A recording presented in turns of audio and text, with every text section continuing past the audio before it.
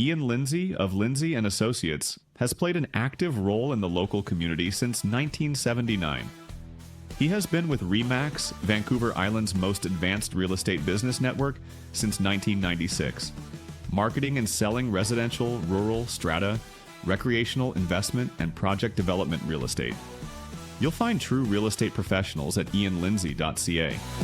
Peter and Dave, they're on the mic, so right. Join the ride, it's gonna feel just right. Welcome back to the Pulse Community Podcast. I'm Peter McCully, and summer is coming to mid-Vancouver Island in the best possible way, with great events, wonderful people, and those extended evenings that make you want to stay outside just a little bit longer. And I'm Dave Graham. My neighborhood has gained a couple of young families recently, and, I truly enjoy the sounds of kids that play outside during those summer evenings. But I haven't been getting out much lately. I'm keeping a low profile, watching the streets, keeping an eye on things, I've been reading a lot of crime fiction lately. I think it might have brought on a certain mindset. What mindset is that now? Oh, just a little more cautious, observant, suspicious of vehicles parked strangely, and wary of shadows. I'll tell you this, when I was a child, the first hardcover book that I read more than once, I'm not counting Dr. Seuss, was Harriet the Spy.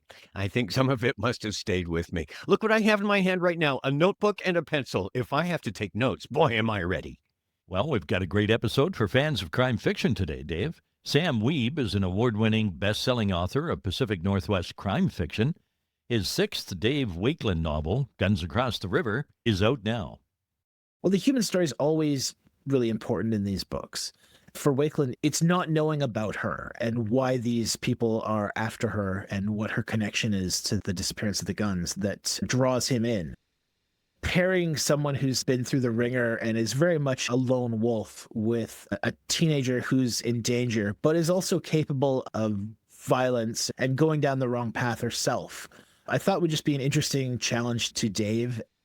Private detective named Dave, huh? A fictional Dave who's gritty, capable, and solves mysteries. I can relate to that, I've been gritty. Well, my grittiness involved a bit of chafing, but nonetheless. As for solving mysteries, I had one just this morning, the mystery of the missing reading glasses. Turns out they were on my head, but I had the case solved in well under an hour. We wondered whatever happened to fellow Vancouver Islander Matt Sager. Matt's from Mill Bay, and he became known for being on the History Channel's Lost Car Rescue. We found him at Queen Margaret School in Duncan.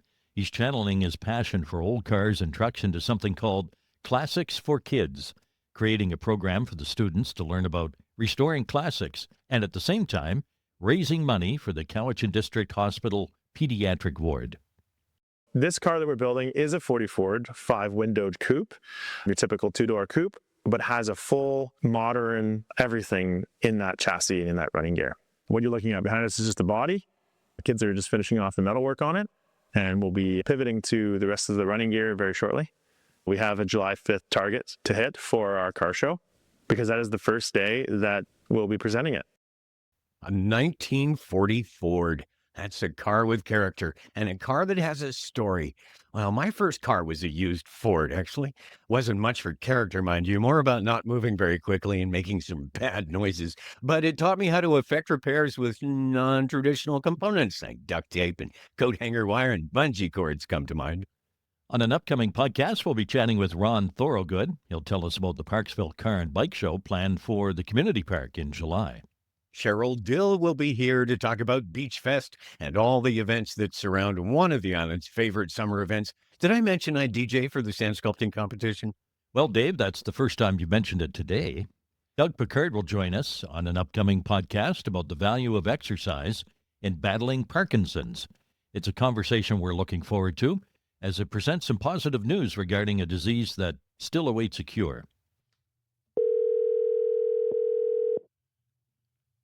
Hello? Hello, is that Corey? Yes, it is. Hi, Corey. How do you pronounce your last name? A freezing hand, like your hands are cold. Hey, Corey, it's Peter McCully calling from the Pulse Community Podcast. Nice to chat with you, my friend. So Dave Graham reached into the big draw drum the other day and pulled out two winners. One was Jennifer Nixon of Courtney. The other was some guy named Corey Friesenhan of Ladysmith. Great last name. Fantastic. I'm so excited. So you're a fan of some of the bands. We've got Our Lady Peace, The Tea Party, Cold Fame, Darian Gerard. Oh yeah, I was a '90s kid, so I'm all about the Our Lady Peace and Tea Party. I saw them both live in the '90s, and I'll be seeing them again live now. Yes, at the Starlight Stadium in Langford, June 27th. You bet. Can't wait. Well, it sounds like a good time, that's for sure. I look forward to it. I got a buddy who's equally as excited as I am, and we're going to make a weekend of it. Sounds good. All right, Corey, thanks for listening to the Pulse Community Podcast. Thank you. Thanks again. There's exciting news for book lovers. Fireside Books in Parksville now has a second location in Port Alberni. The Bookworm. Used books are just $5 or less. The Bookworm on the corner of Redford and Anderson opens 7 days a week from 10 to 5. Building your personal library for less. Fireside Books at 464 Island Highway East in Parksville is a book dragon's dream come true. Browse their extensive collections 7 days a week. Both locations make growing your personal library easier than ever. New and used books and so much more. Order online at firesidebooks.ca and pick up at either location. Details available online. Ask about returning books for a book credit. Fireside Books and The Bookworm. 2 locations, one amazing adventure in browsing. Stay tuned to the podcast and our website and social pages for our upcoming giveaways. Oh, we have a summer of outstanding prizing planned. Outstanding indeed. Head to our website or social pages for links to enter our April Wine Contest giveaway. There's tickets for 2 folding camp chairs, and a $100 Thrifty Foods Smile Card. And that, my friends, is what we call a prize package. And it is for a chance to see a classic Canadian rock band, April Wine. They really are part of rock royalty in this country. Let me give you a little story. In 1977, the biggest rock band in the world, the Rolling Stones, were planning a secret show at a small club in Toronto. The show had to be promoted still. They didn't want to spoil the surprise. So who did they pick to be billed as the headliners? They chose April Wine. It was billed as a show with April Wine and some opening band called the Cockroaches. When the people arrived at the club that night, they learned that the Cockroaches were the Rolling Stones. Enter for a chance to win tickets to April Wine, members of the Canadian Walk of Fame, through our website, thepulsecommunity.ca, and watch for contests for Beach Fest Rocks and Blue Rodeo. Let's get to our first guest. Here's Marilyn. Sam Wiebe is an award-winning, best-selling author of Pacific Northwest crime fiction based in New Westminster, BC. His Dave Wakeland series has earned him the Crime Writers of Canada Award, the Kobo Emerging Writers Prize. His 6th Wakeland novel, Guns Across the River, is out now. Welcome to the podcast, Sam. We're happy to have you back. Thanks so much for having me, Peter. Perhaps you could give us an overview of your latest offering in the Wakeland series, Guns Across the River. Well, it's the 6th book in the Wakeland series about a detective from Vancouver. And in this one, Private Eye Dave Wakeland is out on False Creek on the deck of his houseboat when he sees someone jump off the Granville Bridge. After rescuing this teenager named Nicola, it turns out that she is connected to the disappearance of a crate or a shipping container full of ghost guns, these kits which companies in the States make, which you can buy one and basically assemble an assault rifle with a couple of extra parts and some tweaks. But because they're not technically guns, they're not covered by the same kind of laws. Dave not only has to find Nicola, find the guns, and then figure out how to stay alive in the bargain. Now, you've been writing the Wakeland series for about 10 years now, so this is book 6, as you mentioned. Poor Wakeland has been through a lot. Where do you find new things to learn about him at this point? The ideas are always a cross between something that's going on in Vancouver or the Lower Mainland, or just the Pacific Northwest in general, you know, how much it's changed. And then just my love of detective stories. So trying to find ways to update that and to bring that sort of Philip Marlowe, Rockford Files feel into the 21st century. You mentioned Nicola. Nicola Havoc is described as someone who might hold the key to your billion-dollar scandal you were talking about, but she's also just a kid in danger from her own family. How do you balance the big crime plot against that very personal human story? Well, the human story is always really important in these books. For Wakeland, it's not knowing about her and why these people are after her and what her connection is to the disappearance of the guns that draws him in. Pairing someone who's been through the ringer and is very much a lone wolf with a teenager who's in danger, but is also capable of violence and going down the wrong path herself, I thought would just be an interesting challenge to Dave and kind of a neat spin on that mismatched partners kind of thing. What I love about the books most, I think, is that I'm familiar with most of the geography and the settings of the stories. And this case leads from Vancouver's back alleys all the way out to the Fraser Valley, which is a little different. It's a departure. Moving the geography, what did that let you do that staying inside the city wouldn't?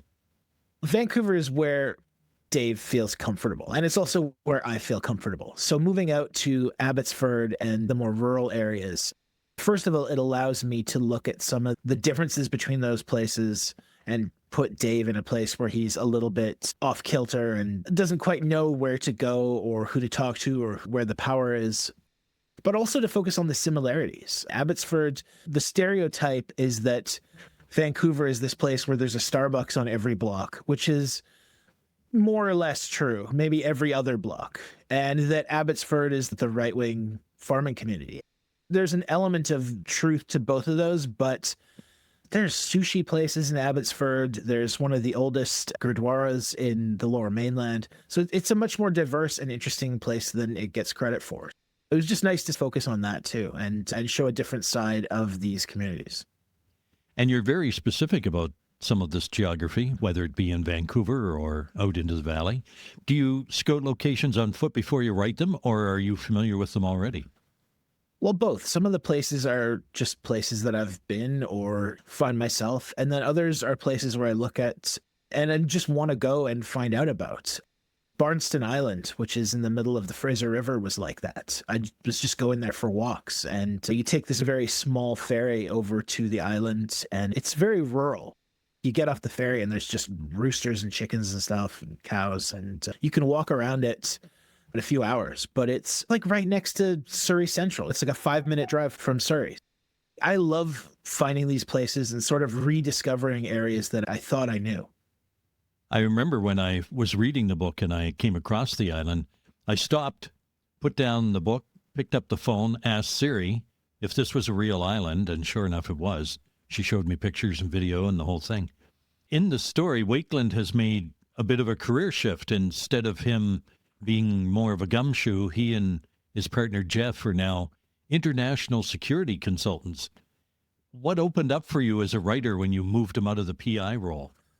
I feel like that's the modern day version of the PI. There isn't a whole lot of call for a detective to crawl around on rooftops with a camera photographing divorcee cases or whatever. But consulting and security was a way to show the more modern form of that job, and then also to show an aspect of the job that he really doesn't like.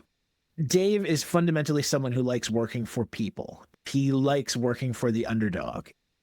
The one thing about working for a giant corporate client is you are working for the overdog. So it's just something that kind of puts him on the back foot and shows why he's so drawn to following up the case surrounding Nicola, is that it's not only that he's, this great person with this humanist drive to help, but it's also he hates his job. Now, the downtown east side shows up in almost every Wakeland book. What keeps drawing you back there as a setting? Two things. One is that it's the center of Vancouver. It's the heart of Vancouver, and it's also a place that has so many misconceptions, and it's seen as poor and rundown and violent. I was going there when I was a teenager because all the pawn shops were there, and as a musician, you'd go and buy cheap gear and things like that. So it was never scary to me. The downtown east side is a poor neighborhood, and there's a lot of addicted people. There's a lot of social services based around that. It also is a place of a lot of diversity and liveliness, and I just like it. I want to make sure that it's part of the book, but also that it's not the stereotypical Skid Row slum that people talk about. Post-pandemic, it's been hit very hard, and the fentanyl crisis is very disturbing. There's also just a lot of good and a lot of really cool stuff there. When we've talked before, Sam, you've said that these detective novels deal with real issues. Where's the line for you between social commentary and story? The books are entertainment. If they fail as entertainment, they fail completely, because nobody wants to read my social studies report on Vancouver social issues. The stories are grounded in those because I think there's a lot of drama and a lot of conflict and a lot of just fascinating twists to that kind of stuff. With stories, like, I just prefer novels that are based in reality. It's why Dave doesn't get shot 6 times in the shoulder in every book and all of that kind of stuff. Like, it's my take on realistic crime fiction. I think the social commentary is baked into that, and that if you're just reporting honestly on a place that you care about, it comes out quite naturally.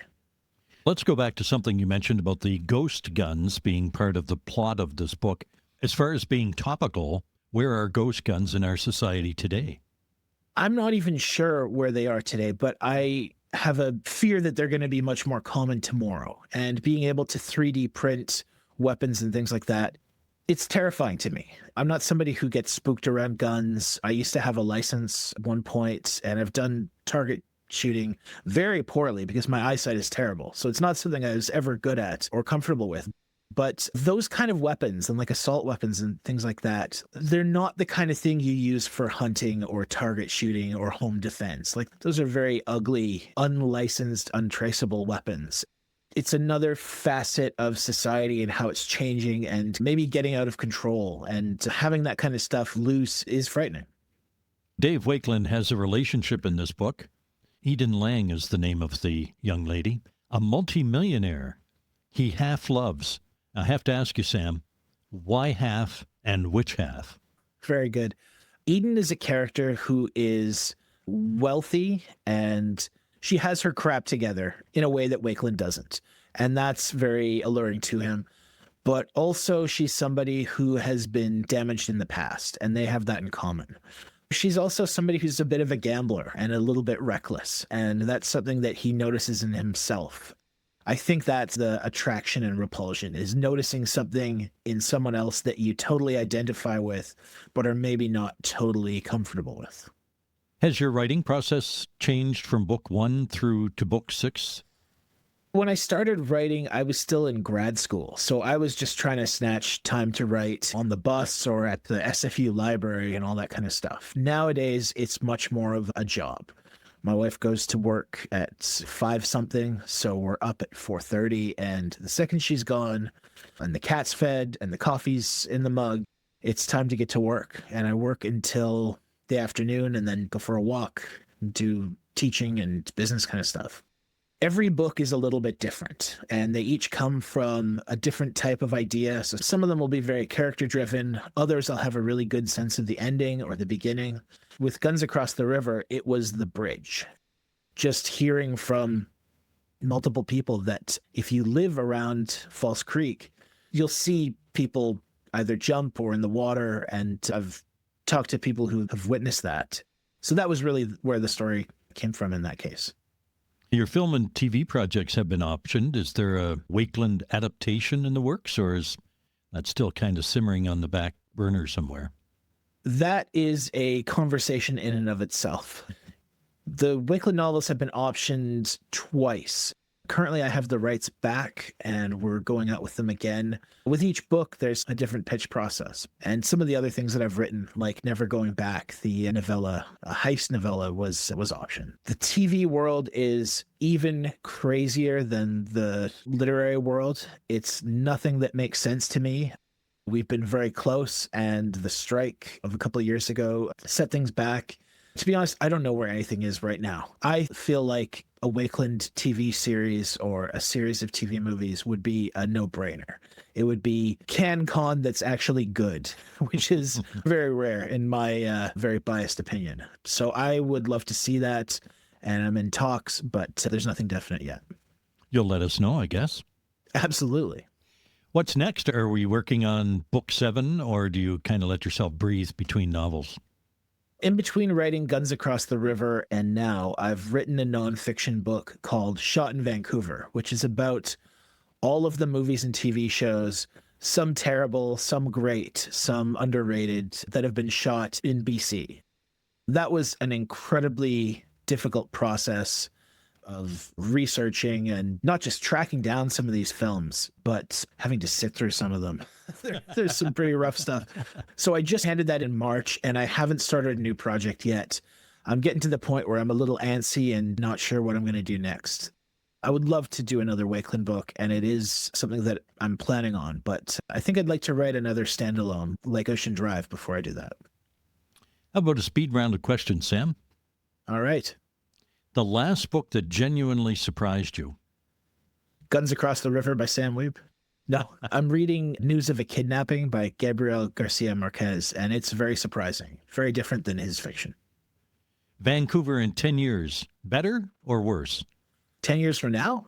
I don't know, probably half and half. The real question is, for who? One thing readers consistently get wrong about Dave Wakeland. Oh, the name. The amount of times people come up and say, I love that Dave Wakefield series. It's just so good. I've even started putting that in the book where people get his name wrong. But yeah. Writing with music or silence? Definitely music. Morning writer, night writer? Morning. Best crime film ever made? Oh, of all time? Oh, that's a tough one. What's never in the conversation is Casino. People love Goodfellas, but I love the first hour and a half of Casino and just all the stuff about how the casino works and the skim and all that. I would put that up there. And Thief by Michael Mann, also great.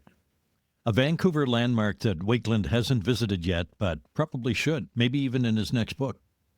Because I didn't go to UBC, I haven't focused as much out there, but it's great. And with the endowment lands and everything, and then all the changes, that would be a really cool place. So maybe I'll have to come up with a creepy UBC professor or an ombudsman up to murder or something.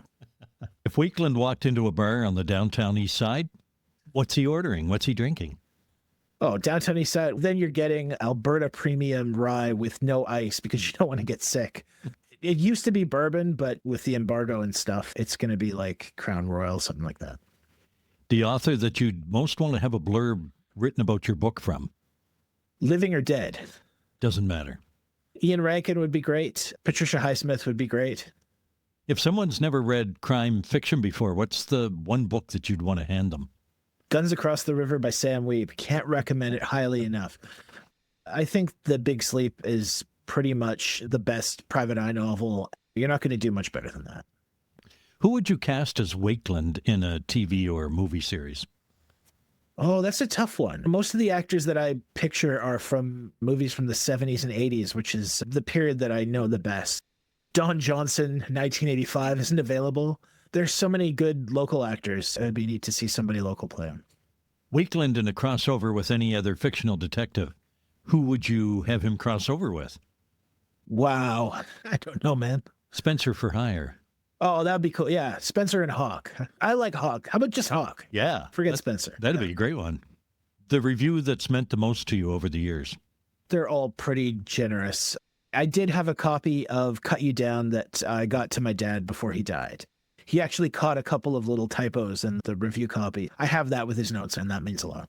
Nice typos. It's not like this stings.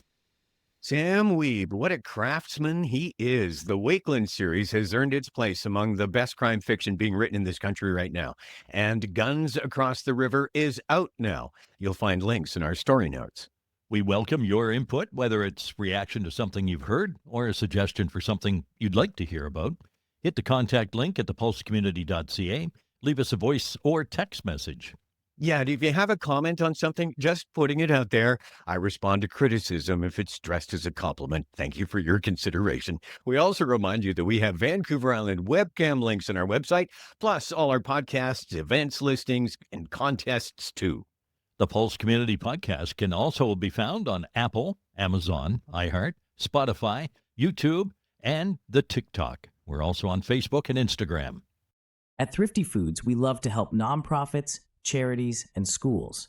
Our Thrifty Foods Smile Card bulk program allows organizations to immediately save up to 6% on the purchase of Smile Cards in bulk, allowing you to keep more money in your organization's pockets. Ask for details at Thrifty Foods in Parksville. Ian Lindsay of Lindsay and Associates has played an active role in the local community since 1979.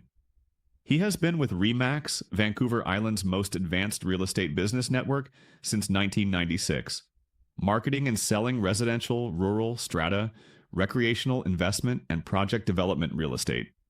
You'll find true real estate professionals at ianlindsay.ca. Dave, I have to ask, Sam Wiebe created a private detective named Dave, and that resonated for you, didn't it? Oh, Peter, I feel seen. I mean, here's a Dave who operates outside the system, trusts his instincts, walks in the gray areas between right and wrong. I can relate to that. Although I should add that I think there are benefits to operating within the system. My instincts are wrong a lot, and I find the color gray disturbing. Other than that, I'm there. I'd be taking notes, but I can't find my pencil. The case of the missing pencil. That might not become a classic, but it's part of your story. Hang on, where'd my notepad go? Anyway, our next guest has a knack for finding things, call them hidden gems. He sees potential where others see rust, and he has spent years rescuing vehicles that others had written off. Here's Marilyn. Mill Bay's Matt Sager has made a career out of rescuing forgotten automotive history, hunting down classic cars from remote barns, ravines, and forests, as the star of the History Channel's Lost Car Rescue. Now he's channeling that passion into classics for kids, and the impact will be felt for generations on Vancouver Island. Hi, Matt. It's great to chat again. It's great to have you out. You know, we learned a lot from you from the television show Lost Car Rescue. One thing we didn't learn from the show was that you're a bit of a Renaissance man. And I wanted you to tell folks about the fact that you had built a house from lumber that you milled off your property. I suspect you probably did floors, kitchen, milled the doors, maybe even built garages. I wish I built more garages. I'm never going to have too many. I don't know if it's a need to control everything or just a love of wood and woodwork. Growing up as a woodwork kind of kid, following my dad as a contractor, always wanted to build my own house. I recommend it as an enjoyment, but it's definitely not cheaper because you can just get OCD. And I did build pretty much everything in the house, and it was fun. It took a year longer than expected. So my wife is happy to see it done. But yeah, very close to my heart to be able to build my own house and obviously live in it for years to come. And the last time we chatted, you were spending like 130 days out on the road filming a TV show. You're in full road warrior mode, and then you're gone. Yeah, it's hard to portray just how intense being on the road is, especially when you have a camera crew. Most people don't realize that when they film you, that there is a huge team hiding behind that lens, from safety people to cameramen and women, producers. Like, it's a traveling circus, and you can't just send them home because it's cascading. You're sending 25 people home. So we stay out, and you're right. 130 days is long, and all of a sudden, poof, it's over. And then you're in an office editing for months. Okay, Matt, so you spend 130 days twice, 2 seasons, Lost Car Rescue, out there doing your thing. What are you doing now? I love to say I put my feet up, but we never stopped hunting for cars. This has been a passion for our whole life, my family. We've never stopped looking. We found many cars since we aired the last episode. And we still daily find cars or have people report to us what they're finding. That's never going to end. But what we shifted into was a change of priorities. You see what you see on camera, but you don't actually come home with us. And a lot of my team was at the age of starting families. So myself, I had a child on the way in season 1 and then having a child in early stages. Jessica had a beautiful daughter. We just shifted priorities. And 130 days, newborn at home, second one on the way, just didn't really seem fair to go away and leave that behind. Nor did I want to. I wanted to be around for those moments. Season 3 never happened, and it was late in timing to know if we were going to go or not and do it. And the reality was, deep down inside, doing it or not, it was ultimately never going to happen because I wanted to prioritize the young family. And it meant giving up a lot of what I love to do. You know, that's like, it's full of awesome sacrifices, and I definitely don't regret staying home. So, Matt, how did Lost Car Rescue get started? I know that you and your brother Steve had an extreme hobby, and then the television producers came calling. You got a couple hours? It really wasn't producers. It was us. We had an oil field company in northern BC going hard, and my brothers and I have always worked together. We've always had a passion for aircraft. We worked in northern BC in the oil fields doing what I would like to call environmental reclamation or being involved in recycling oil. We flew our planes a lot, or at least I did. And in the process of that, we realized just how many cars there were in northern BC, northern Alberta, underneath us that were abandoned, lost. I just so happened to work with perfect timing. So I've plotted on my planes thousands of aerial pins of where these cars were that nobody can see, but from the sky. We were in the middle of selling out our company and being without a focus. When we did sell out, I'm like, hey, I'm just going to take the plane and I'm going to take the semi and I'm going to follow up on some of these cars. And I'd brought a friend with me from high school, and my friend said, hey, can I bring a camera? This is pretty crazy. Cool cars, semis, cranes, planes. His name was Alex. He filmed a short little thing. And I have no professional background in filming or producing or anything. And so after that, he's like, hey, we got to show the world this. This is not a job. This is an adventure. People need to see that these exist. And I was like, oh, sure, give her. No one's going to take it serious. Long story short, he sent that little reel with some help from some editors here on the island to all over the world. And people came calling.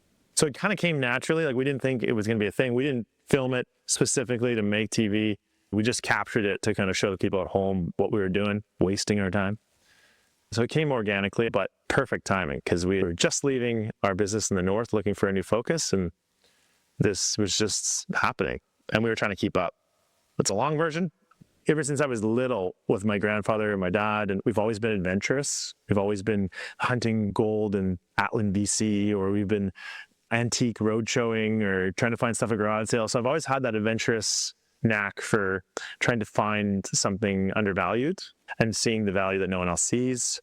So it was just burning inside of me, waiting to be let free. And this was a natural, okay, this is it. This is what we're going to do. We're going to make recovering and finding cars a thing and make it the biggest thing we can. Well, Matt, you had me from the first show with the Dodge Power Wagon that you pulled out of a ravine somewhere. It was a fantastic find. There must be at least one story that you tell over and over again at dinner parties. Oh, there's definitely not one. There's too many. I think most of my friends would be like, okay, we've heard enough from Matt. Can we hear from somebody else? The problem is a lot of our stories and my stories are just that. They're very much almost unbelievable. So I find myself biting my tongue because I could tell the story, but you would never think it was real just because it was so extreme. They use such extreme tools like the helicopters and the cranes and the fact that we're in a plane specifically designed for hunting cars. Like, it just seems like it was made up. It feels made up. It feels like you're flying a dream. It's not a job to fly 501 feet off the deck, looking for stuff, dodging birds and all sorts of things. And it's a lot of action. It's also addicting because most people don't realize. I always tell my friends, I'm like, do you know what a $10,000 gold nugget looks like? Like, can you imagine walking down a riverbed and seeing a gold nugget? We're very familiar with hunting gold and hunting gold TV shows and the addiction to that, right? It's addicting to know that you walk down the riverbed and you could trip over a gold nugget. And a $10,000 gold nugget would probably make the news. I've actually seen paper clippings like that. At any time when you're looking out that window in a 5-6 hour period of time, we find over 100 cars an hour by plane.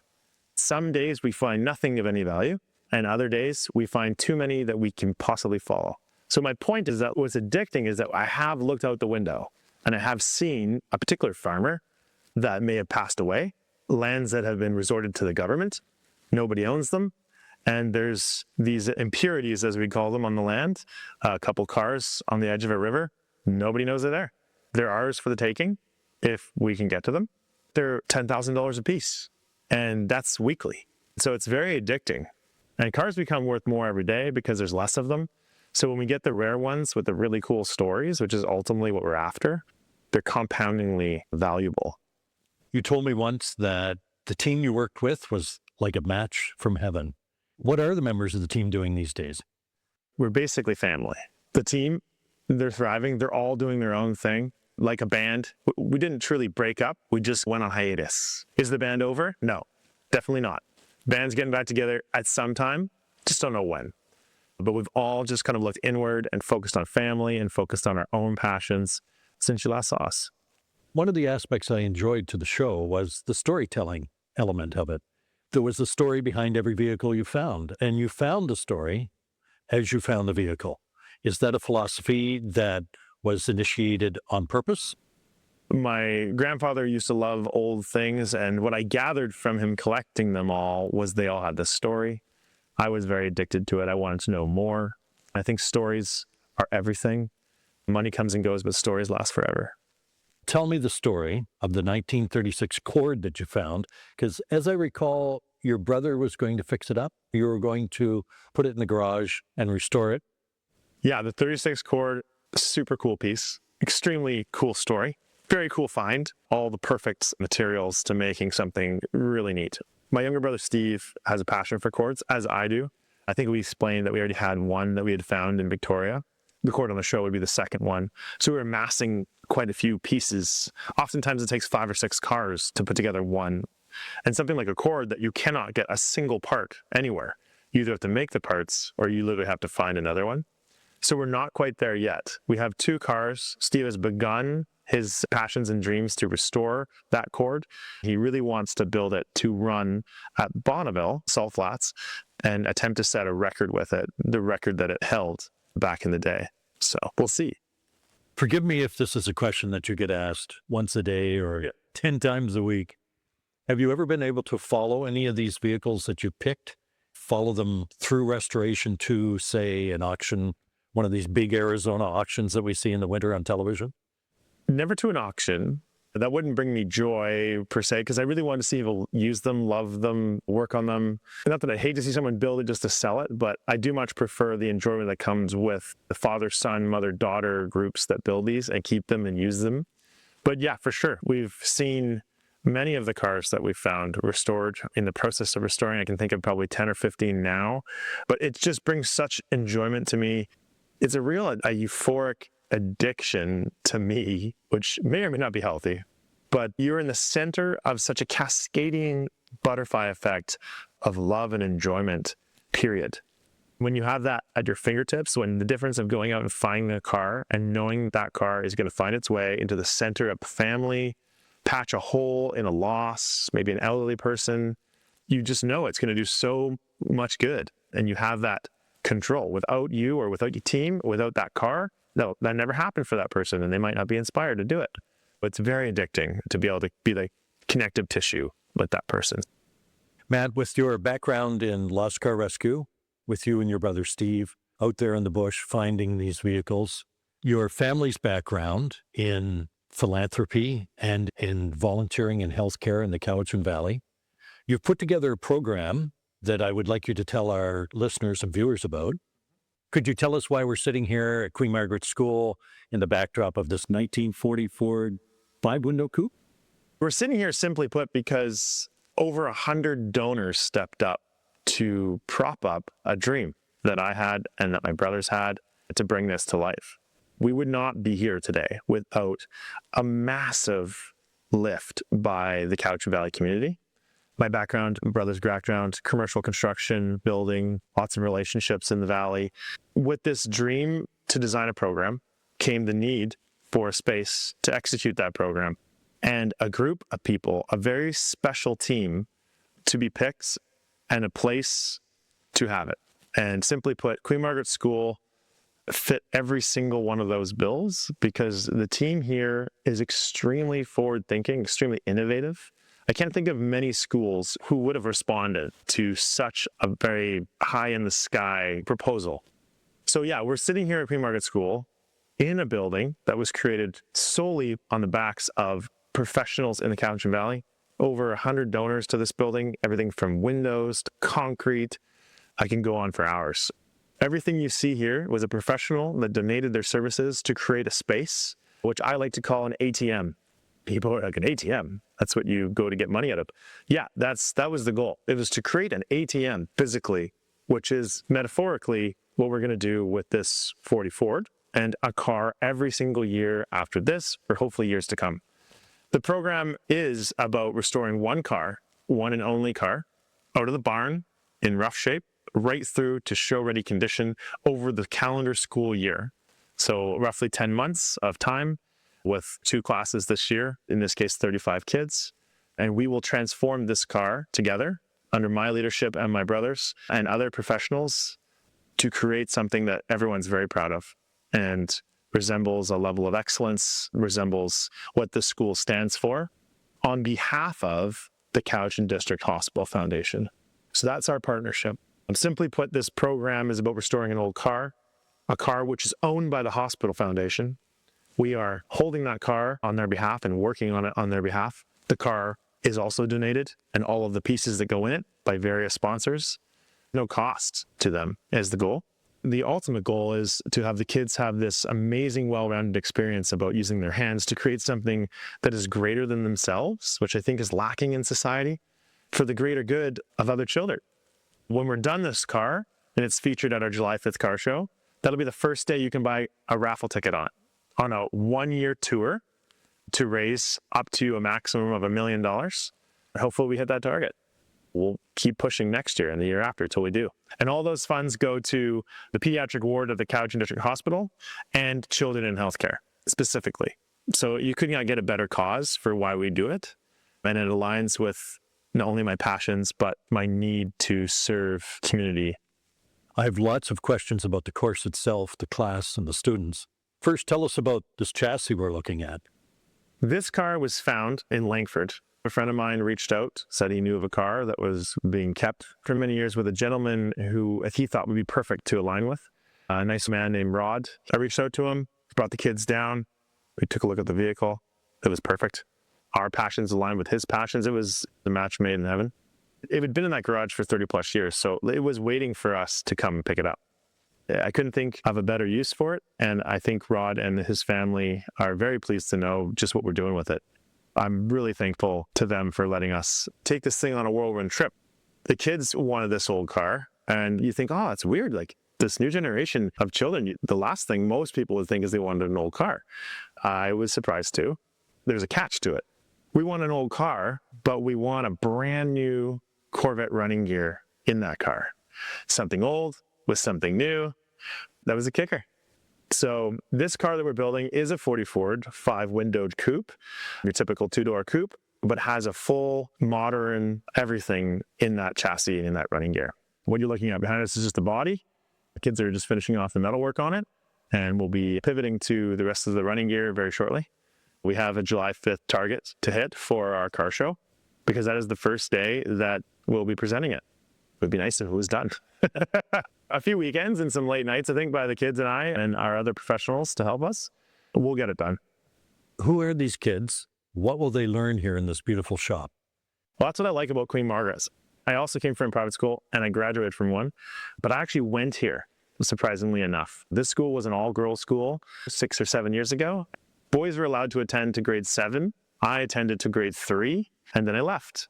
I never to think that I'd ever come back. But what I love about this school is it's situated in the center of the Cowichan Valley. The kids that are in my class are super real. Like they're not detached from the realities of everything happening outside in society. They're very grounded. They almost all have a job. They all drive their own car. They're very real. It's easy to relate to them because they have already begun an adult life. Grade 11s and 12s is the course this year. And we're hoping to open it up to the younger grades next year. We're getting our feet underneath us this year. A lot of firsts for me, never doing this, a school never having this level of practicality, building that has never been created. It's a lot of firsts, but we're learning, we're adapting. Next year's course will be really streamlined and definitely one to watch. It has an old shop class feel to it. Yeah, I'm definitely a nostalgic kind of guy. It was a dream when we had a couple donors come to us and say, hey, I love what you guys are doing. I have this stuff in my cave at home. I want you to have it. Beautiful donors. Jim and Linda Cummings, they donated this beautiful old 50s gas pump behind us, an old 1940s motorcycle, strictly as just some color for the shop. And it aligns with my heart chakras.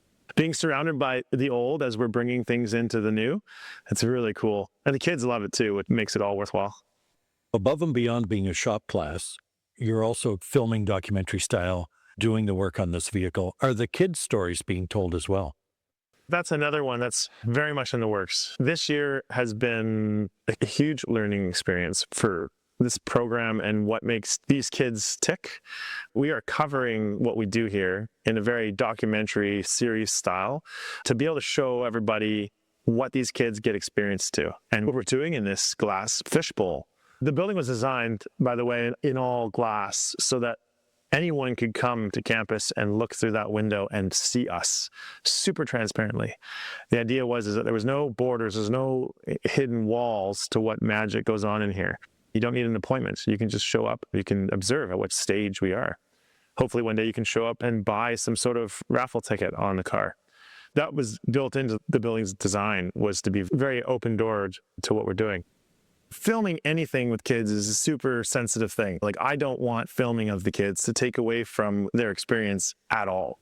I don't know if it's been done before, but I've been searching for ways to capture their excitement, their renewed energy, their commitment to a cause, and growing that confidence that we all love to see kids take on without them even knowing it's happening.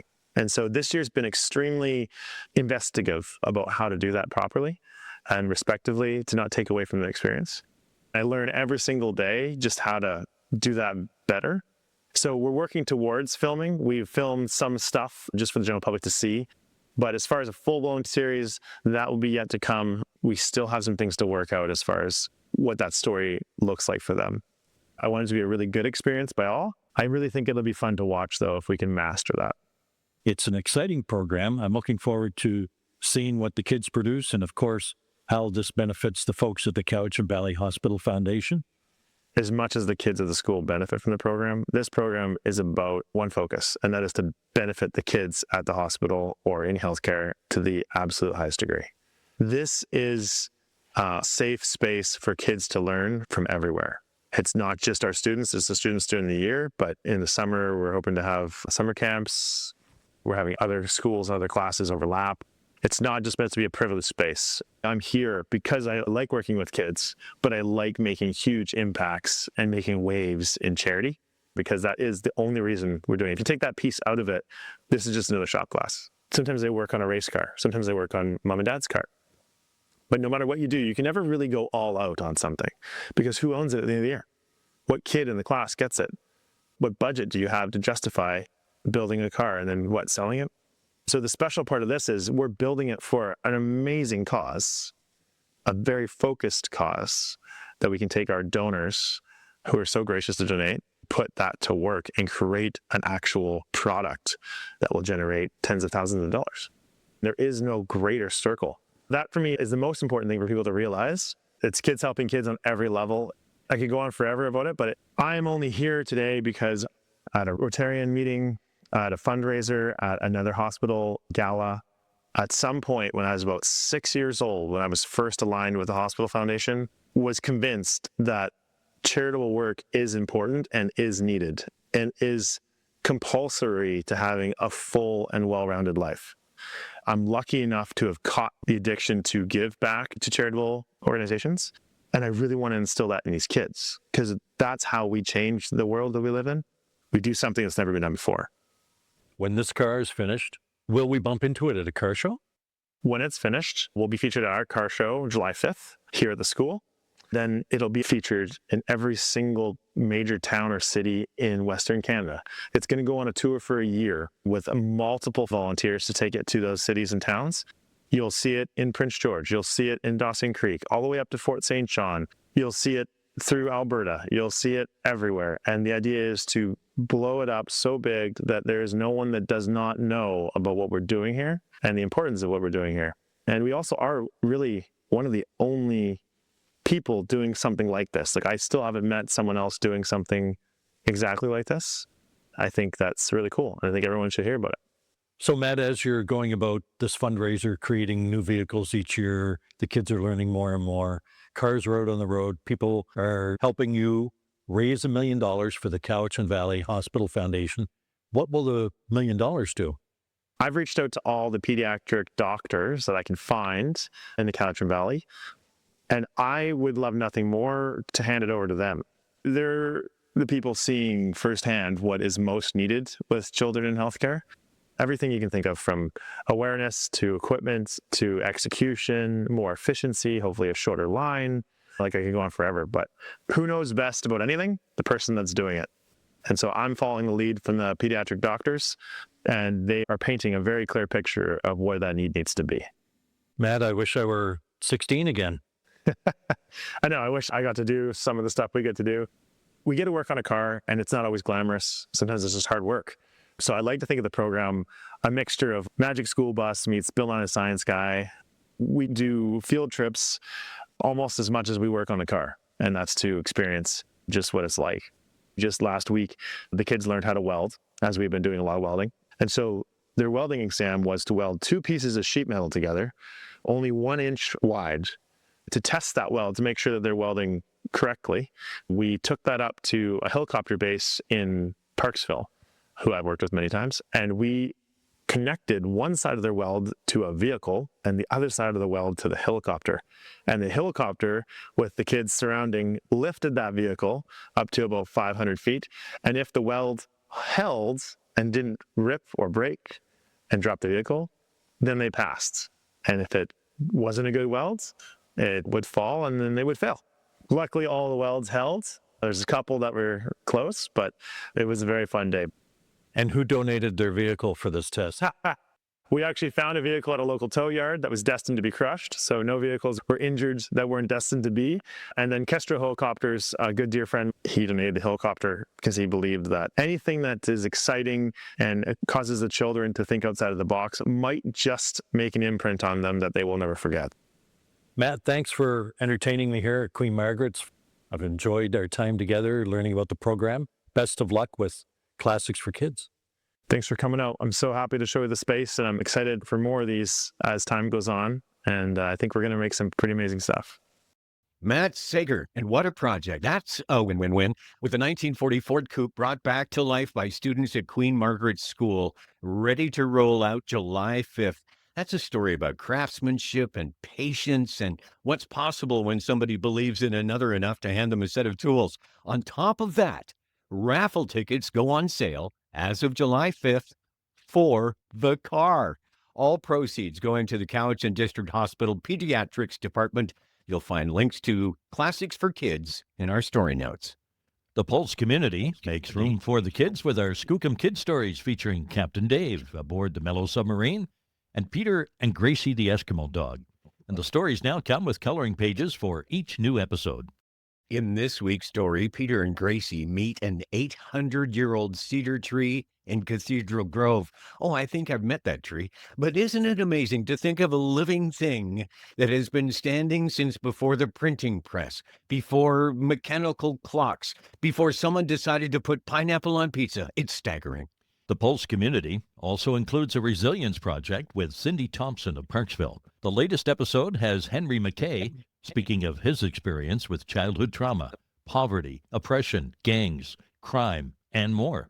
And Henry shares the critical elements that have made him transition from a life of alcoholism and violence into one of healing, hope, and purpose. We're honored to share this powerful story.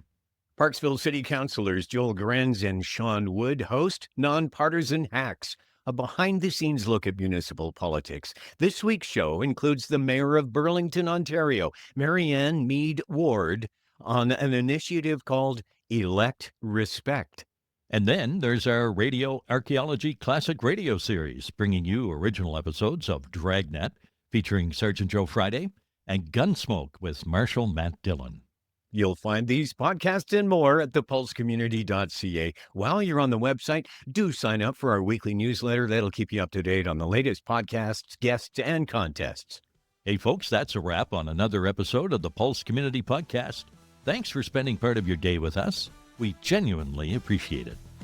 You know, between a private detective named Dave solving crimes in the rain and a man pulling a 1940 Ford out of obscurity for a new generation, this episode has had kind of a theme going. I think it's about making this world a better place. That makes for good stories, and that is what we're all about. Well, you got that right. See you next time, folks. Unless I'm out in the field, watching, making sure that nothing suspicious is going on, taking notes. Oh, yeah, I don't have my notebook. Oh, I know, I could use my... Peter, have you seen my phone? Here come Peter, here comes Dave. Oh, listen, bringing stories. always making waves, no missing. Spinning tales in the podcast cave. So laughs and insights everywhere. What a treat.